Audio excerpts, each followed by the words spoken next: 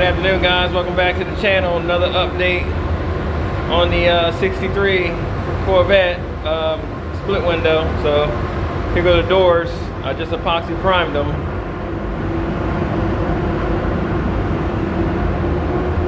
So they're all primed, and we're gonna let this cure up,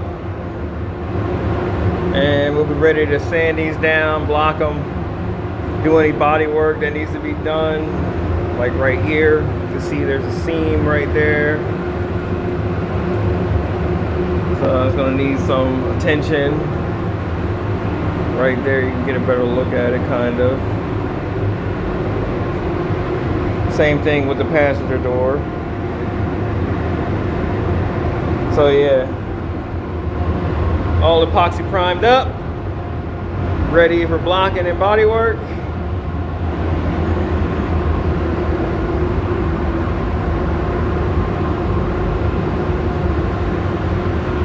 Make sure to like and subscribe.